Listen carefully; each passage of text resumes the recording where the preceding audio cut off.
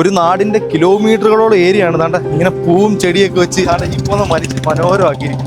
മനുഷ്യനാണ് ഏറ്റവും വലുത് ജാതിക്കപ്പുറത്തേക്ക് എന്നൊക്കെ പറയുന്നത്. അതെ, മനുഷ്യനാവണം.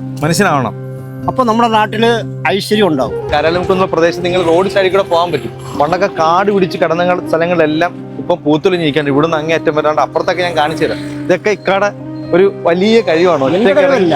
ദൈവത്തിന്റെ കഴിവാണ്, അള്ളാഹുവിന്റെ കഴിവാണ്. അല്ലെ, അവൻ തന്ന കഴിവ് നമ്മൾ ഉപയോഗിക്കുന്നു. അതെ, തീർച്ചയായിട്ടും നമ്മുടെ കഴിവല്ല. അല്ല, നമുക്കൊരു കഴിവുമില്ല.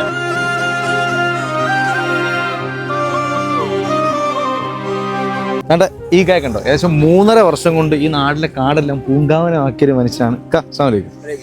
അപ്പം ഈ കായ മൈക്ക് നോക്കാണ്. ഇപ്പം എത്ര വർഷമായി? 3.5 വർഷമായില്ലേ? 3.5 വർഷം കൊണ്ട് ചെയ്യുന്നുണ്ട്. അതിന് മുമ്പ് ഞാൻ ലീവിന് വരുമ്പോഴൊക്കെ ചെയ്യും.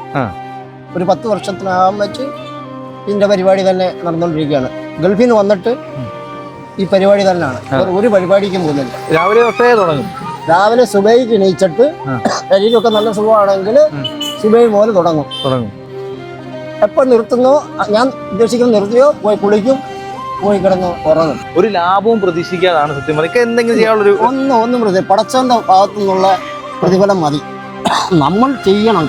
നമ്മുടെ രാജ്യമാണ്. അതെ, സൗദി അറേബ്യയില് എവിടെ ചെന്നാലും ശരി നല്ല വൃത്തിയാണ്.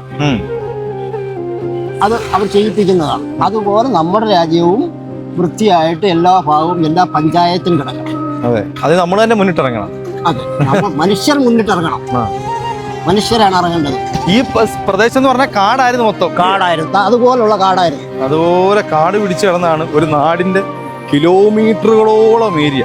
ഒരു നാടിന്റെ കിലോമീറ്ററുകളോളം ഏരിയയാണ് ദാണ്ട ഇങ്ങനെ പൂവും ചെടിയൊക്കെ വെച്ച് ഇപ്പൊ മനോഹരമാക്കിയിരിക്കും. ഭയങ്കര സംഭവം. ആ താഴെ എല്ലാം ഉണ്ടല്ലേ? അവിടെ താഴെയുണ്ട്. ആ പള്ളിയുടെ ഫ്രണ്ട് ഉണ്ട്. പള്ളിയുടെ ഫ്രണ്ട് അങ്ങോട്ട്, പിന്നെ അവിടുന്ന് അങ്ങോട്ടുണ്ട്. ആ ഭാഗത്തെല്ലാം ഉണ്ട്. അല്ല, പാലത്തിനടുത്ത് എന്നാലും ചെടിയെല്ലാം വെച്ചിരിക്കുകയാണ്. ഇവിടെ എല്ലാം ചെടിയെല്ലാം വെച്ചിരിക്കുകയാണ്. ഇതെല്ലാം ഒക്കെ വെച്ചെടുത്ത് തന്നെ എടുത്ത് രണ്ടാമത് വെക്കുന്നതാണോ? അതെ, വെക്കുന്നിടത്ത് നിന്ന് കിളിച്ച് വന്നിട്ട് വീണ്ടും അവിടുന്ന് വേറൊരിടത്തേക്ക് എടുക്കും, മുറിച്ചെടുക്കും. ഇതൊക്കെ 2.5 വർഷമായി ഇതൊക്കെ വെച്ച് പിടിപ്പിച്ചതാണ്. ഇതെല്ലാം വെച്ചാണ് ഈ കാണുന്ന സാധനങ്ങളെല്ലാം ഈ പോകുന്ന മനുഷ്യൻ വെച്ച സംഭവങ്ങളാണ്. വയസ്സൊന്നും പ്രശ്നമല്ല, മനസ്സാണ് വേണ്ടത്. തീർച്ചയായിട്ടും. അപ്പം ഞങ്ങളുടെ പ്രിയപ്പെട്ട അബ്ദുറഹ്മാനൊക്കെ അപ്പൊ 77 കഴിഞ്ഞു, 78 ഇത് കണ്ടോ, ഇതൊക്കെ ഇക്ക വെച്ച ചെടികളാണ്. ഈ കാണിച്ചതല്ല, ഇപ്പോഴും മനോഹരമായിട്ട് നിൽക്കുകയാണ്.